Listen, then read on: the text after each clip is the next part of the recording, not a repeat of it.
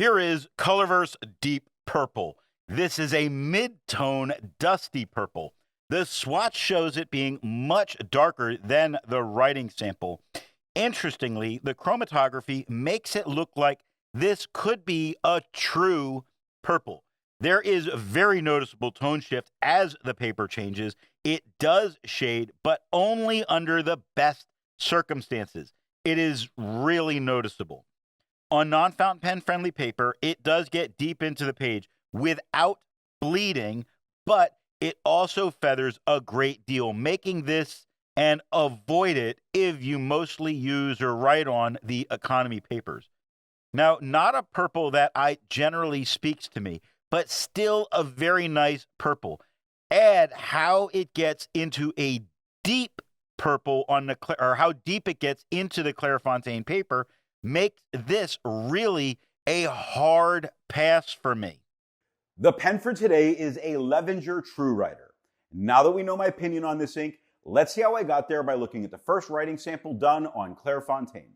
Now, I'm mostly going to call this a mid-tone purple, but this is the deepest purple that we're going to get as a tone on the page. It doesn't feather, it doesn't spread, it does have a little bit of shading going on, not establishing itself in a major way. Look at establishing. It is darker than, say, 2 right above it. It's not a huge standout quality in what's happening for this ink. And the bright white paper of Clairefontaine tends to show off the color best of all.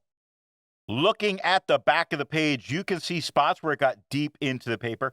Not big spots, not a huge deal. There's no ghosting, so you could write back here without any kind of a real problem. But this is Clairefontaine, and that is not a normal thing to see. You should not be able to see it getting that deep into this coated paper. It's a warning sign. More than one ink. So let's take a look at a few other inks. Here is Colorverse Schrodinger. Here is Colorverse Under the Shade. Here is Colorverse Ornament Yellow. The second writing sample is done in a Portage Reporter Notebook. Here the tone is lighter and flatter. Normally this paper doesn't flatten the tone, but it is flatter than it was on the Clairefontaine. It doesn't feather, doesn't spread, doesn't shade. It doesn't have the same kind of pop that it did on the Clairefontaine. It's just flat, dusty purple. I think on the Clairefontaine, some of those darker areas really gave it a something. Here is a bit more of what we might expect in many cases.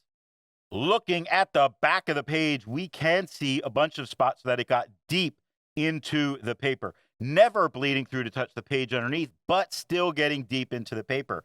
Ghosting is minimal. Could you write back here? It depends. If it's an area like this, no. If it's just spots like that, yes. There's a lot to be learned by doing multiple chromatographies. The one on the left is done the way it's supposed to be done. A line of ink is put down to immediately put into water to show the separation of those colors making the ink. Now the one on the right is marked with a D. This is allowed to dry for 10 minutes before it's put into water. The third writing sample is done in a national brand Steno notebook. Here we can see that the tone is noticeably lighter than it was on the Clairefontaine. It does feather as an inclusive thing that's going on in the notation. It's quite clear in this case how much it feathers. Constant tiny feathers all over the place. Now, it doesn't spread very much. The spread is really minor and livable. The feathering is the biggest issue. It doesn't shade really. If it did shade, almost who cares? I believe this to be a little more translucent in ink. I think some of this lighter tone is based on the tone of the paper, though this horrible performance that we're seeing, I think, could be more the makeup of the paper, or maybe it's the makeup of the ink.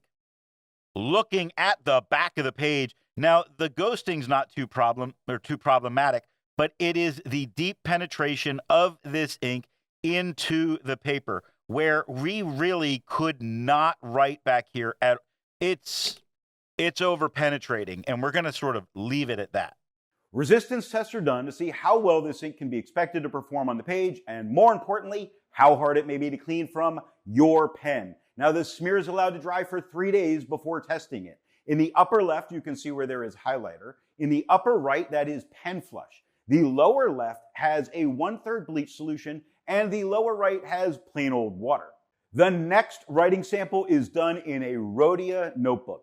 Here we can see that the tone is just a little bit lighter than it was on the Clairfontaine. It does not feather, does not spread, almost does not shade, which you would think is intended. You can look at intended where the N is lighter than the T, but the END is a little bit lighter where the ED at the end do darken a little bit. Notably, it does stand out against the quad rule without any kind of problem, meaning this could be a good ink if this is the type of paper you prefer.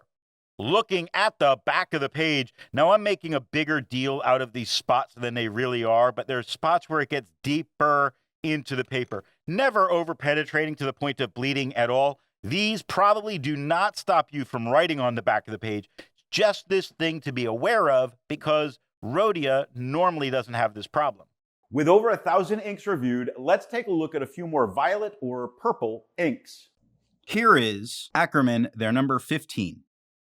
Here is Diatramentis Giacomo Puccini Aubergine. Here is Mont Blanc Lavender Purple. Here is Robert Oster Tolerance. All of the inks that you just saw have a review here on the channel. Now, the next writing sample is done in a composition lab notebook. Here we can see that the tone is noticeably lighter than it was on the Clairfontaine. Flatter as well. I actually think the tone that we're getting here is very nice. It doesn't feather, doesn't spread, does shade as well as it does really anywhere. There are places that you can see the shading, like there on the third line, where the T is lighter than the H, which is the darkest letter. It lightens up on the ER, but that E at the end does become a little bit darker. Only to say that some of the shading is there. Look at only. Starts light, works to very dark. And it's a very gradual progression through all of the writing. It does stand out against the quad rule. I do think this would be a good ink to use if you're a student. If this is what you're choosing as a student on this paper, I don't think you're doing a bad thing at all. Looking at the back of the page, we see that for a student, there's no bleeding, no ghosting. This makes for a great ink and paper combination. While it's nice to see inks that are in the same color family, I prefer to find inks that complement the color on the page. Here is Ackerman, their number 26. Here is Diamine Graphite. Here is Zenzoi Sweet Pink. Here is Pilot Mixable Yellow. The best way you can support this or any channel that you like watching is to alert the retailer of where you saw the product at time of purchase. Now, the last writing sample is done on 20-pound copy paper. Here the tone is noticeably lighter than it was on the Clairfontaine. It does have tiny bits of feathers that do occur.